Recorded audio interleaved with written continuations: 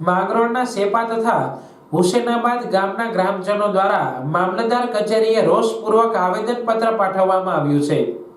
આવેદનપત્રમાં જણાવ્યા મુજબ સેપા ગામમાં છેલ્લા 8 માસથી ગેરકાયદેસર રીતે ખનીજ ચોરી થાય છે તેમજ ખનીજ ચોરીનો માલ ભરેલા ડમ્પરો બેફામ રીતે ચલાવી લોકો સાથે અકસ્માત સર્જે છે।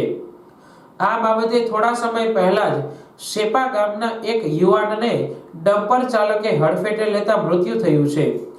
આ રીતે ગેરકાયદેસર ખનીજ ચોરી કરતા લોકો અને આરટીઓના નિયમ અને સરકારના નિયમોનું ઉલ્લંઘન કરતા લોકો સામે કડક કાર્યવાહી કરવા ઉગ્ર રજૂઆત કરવામાં આવી છે।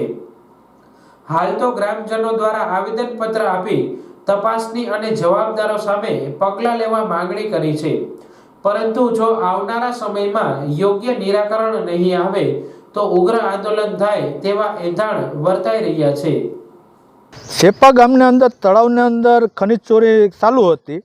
ખનીજ ચોરીમાંથી હિટાચી જીસીબીથી ટ્રેક્ટરો ચાલુ હતા અમુક ઇસમોના, જે એમાંથી એક ટ્રેક્ટર એક ભાઈનો અકસ્માત કરી અને ભાગી ગયેલ છે ને એમ જ કહે છે કે એ 2 બાઇકથી અકસ્માત થયેલા છે।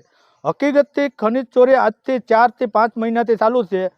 આમાં ગામના સરપંચને જો ખનીજ ચોરીની અંદર ખબર ન હોય તો ગામનો પ્રથમ નંબરનો નાગરિક કહેવાય, તો આમાં એના સિવાય બીજી કેના ખબર હોય કે આ ગામમાંથી ખનીજ ચોરી થાય છે ને એને જ ખબર છે કે આ ટ્રેક્ટર ફલાણા ભાઈનું હતું, તો આમાં બીજા ગરીબ માણસને શું કાને ઇન્વર્ટ કરી ને એના પાસેથી ખોટી રીતે હેરાનગતિ કરે છે।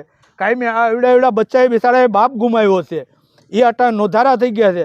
ખરેખર મારી એક જ માગણી છે કે આ લોકોને ન્યાય મળે ને આ ખનીજ ચોરીના જે કારા ધંધા છે એ બધાય બંધ થાય, આ જ મારી માગણી છે।